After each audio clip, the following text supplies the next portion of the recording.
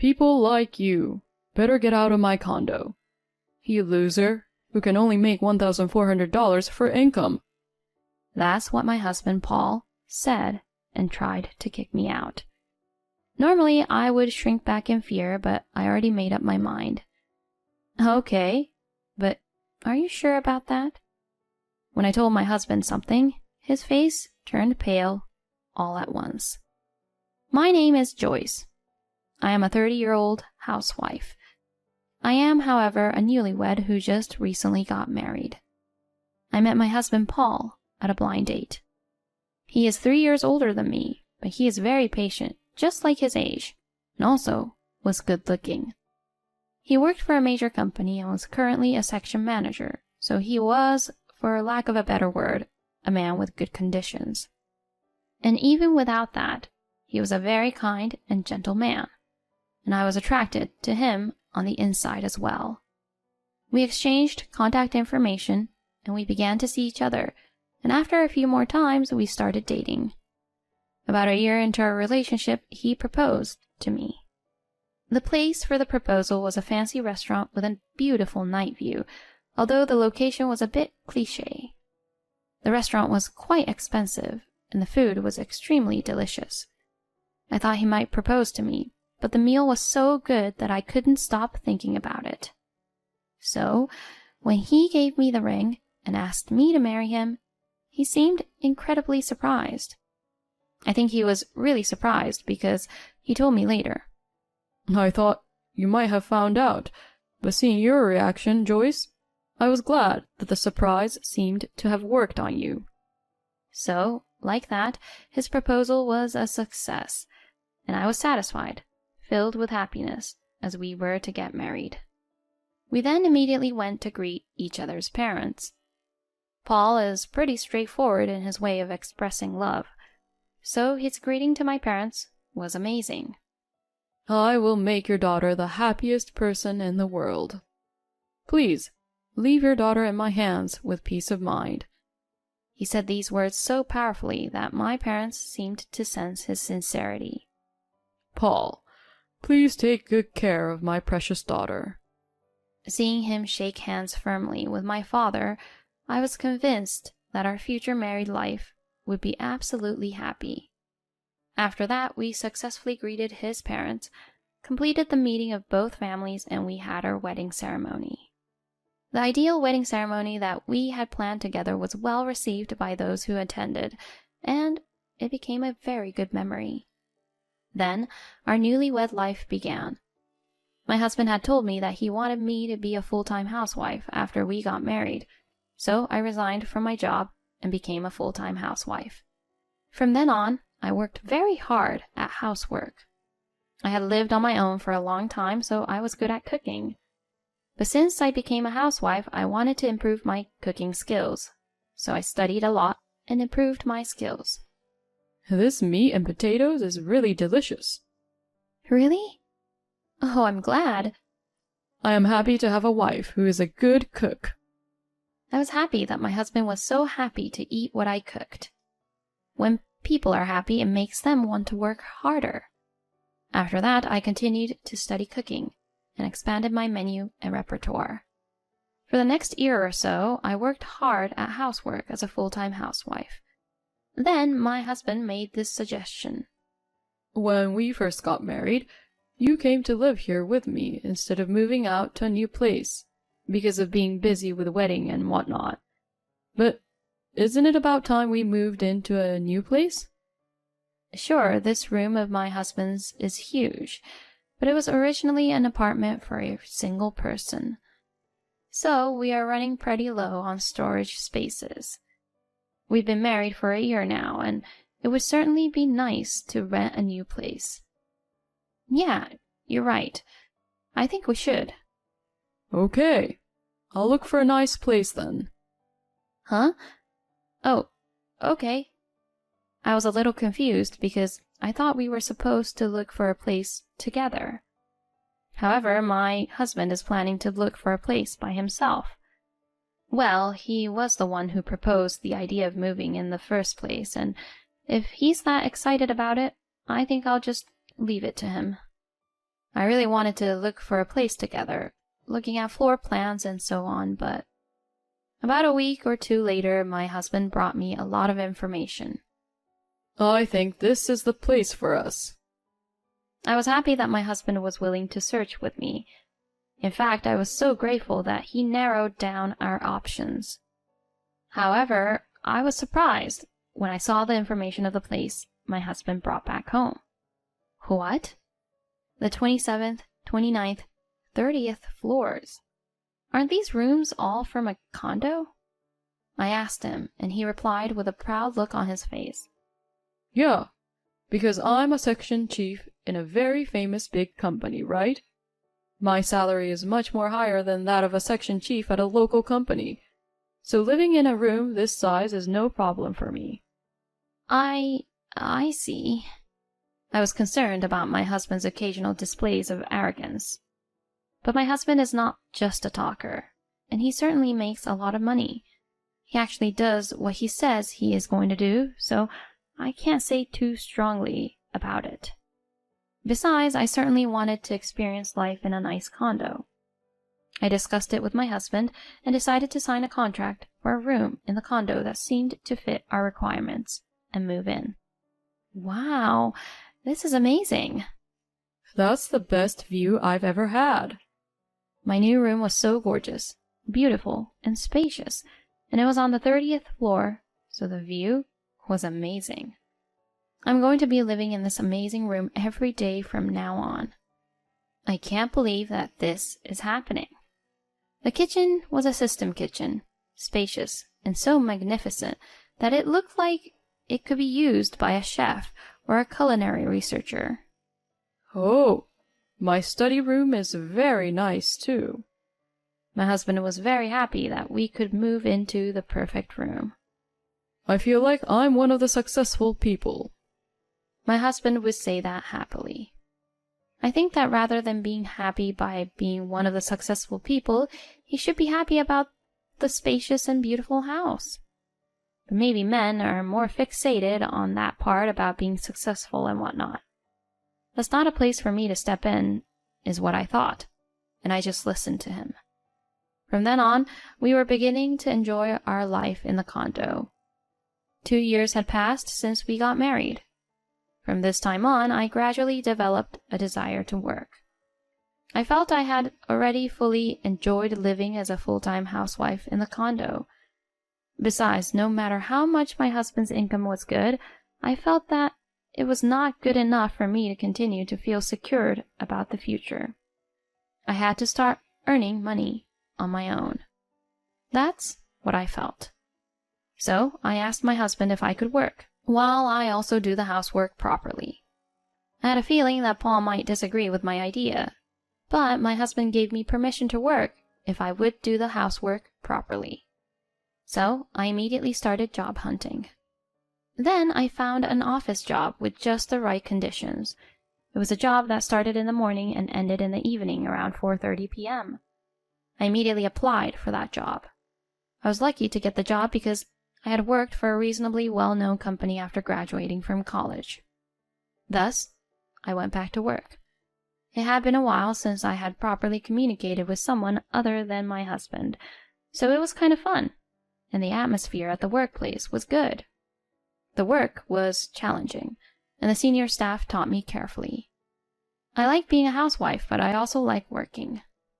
And it seems to be good for my mental health to be able to experience the fact that I am earning my own money. To my own surprise, even if my husband's salary is good and we are living a good life, I can't seem to shake off the feeling of insecurity. Even if it was a small salary, it was more important for me to be able to work and earn my own money. One day, however, an issue arose. There was a problem at the company, and everyone had to work overtime to deal with it.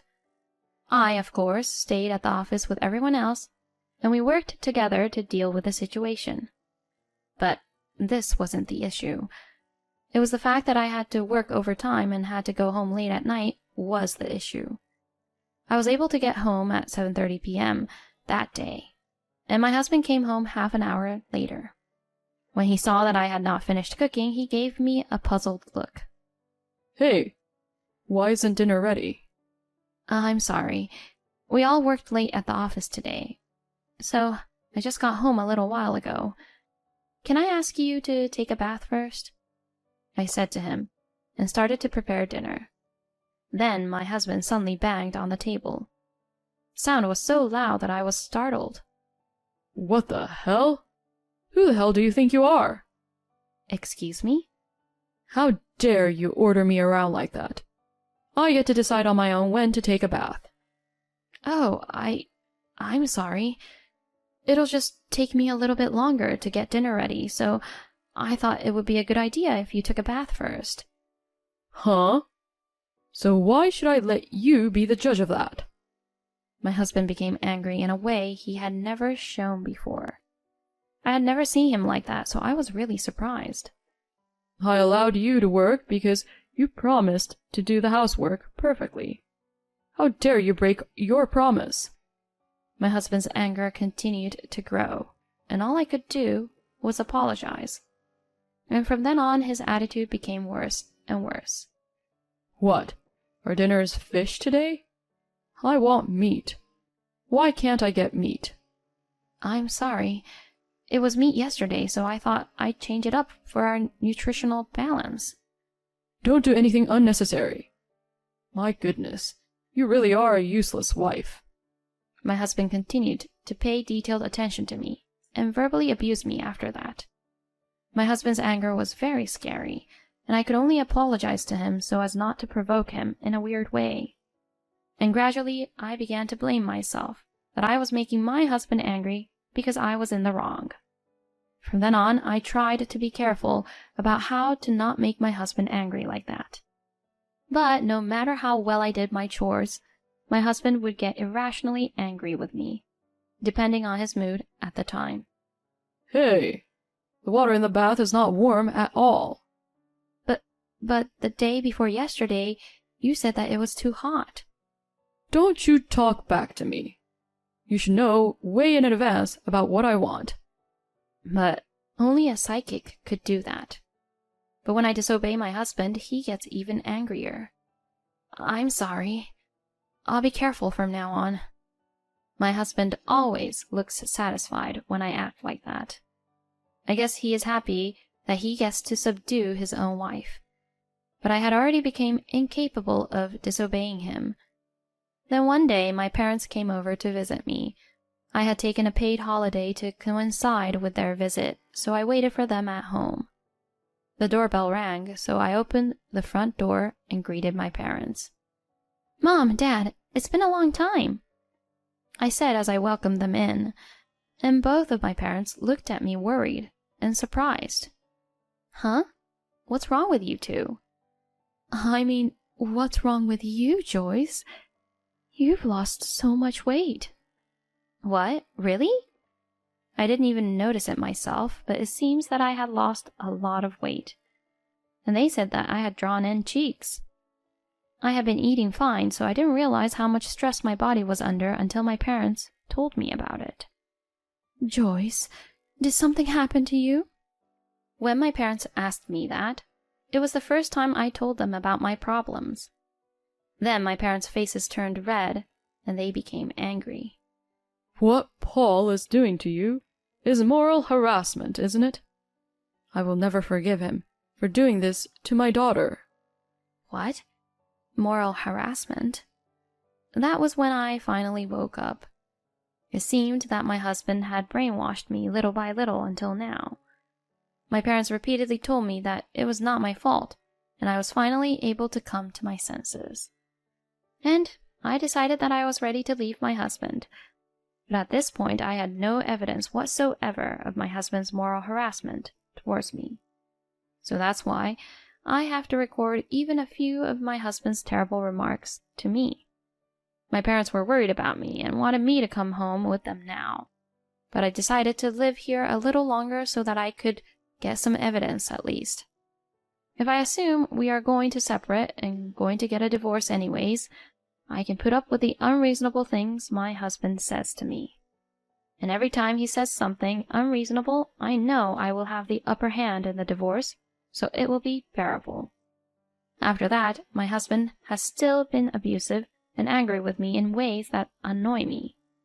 I recorded each time and further documented it in my journal.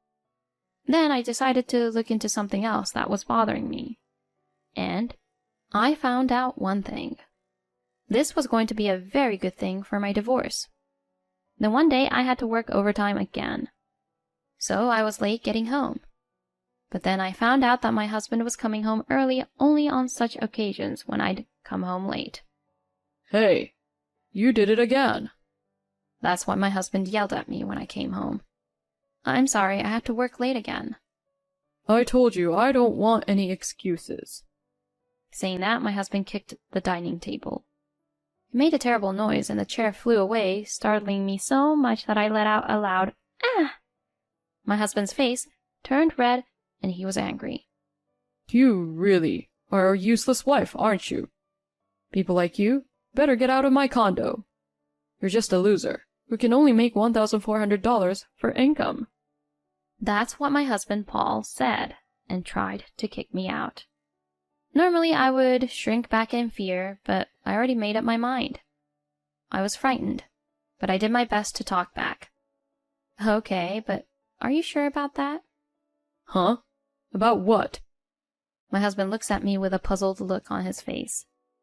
When I told him something, his face turned pale all at once.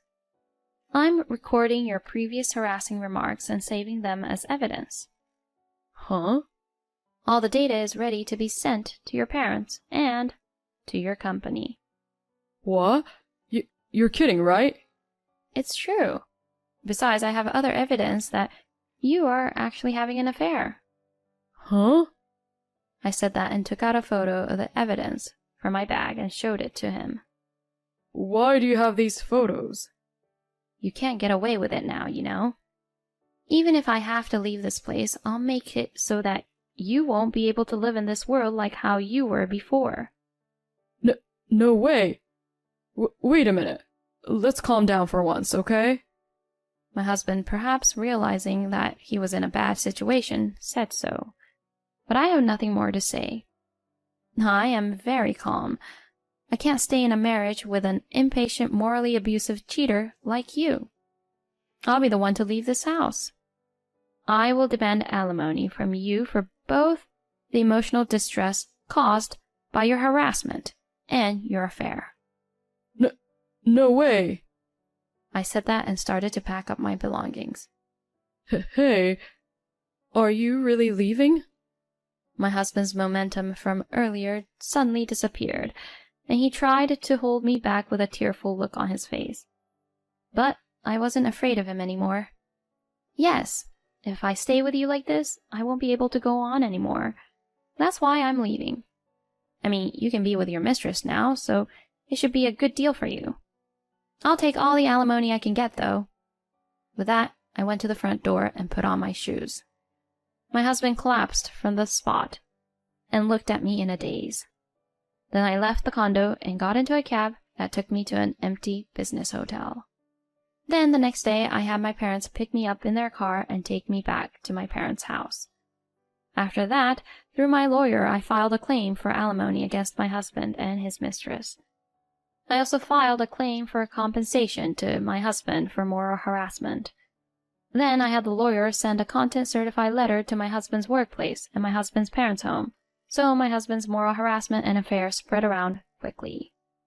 As a result, my husband's personal issues became a problem at his company and was demoted from section manager.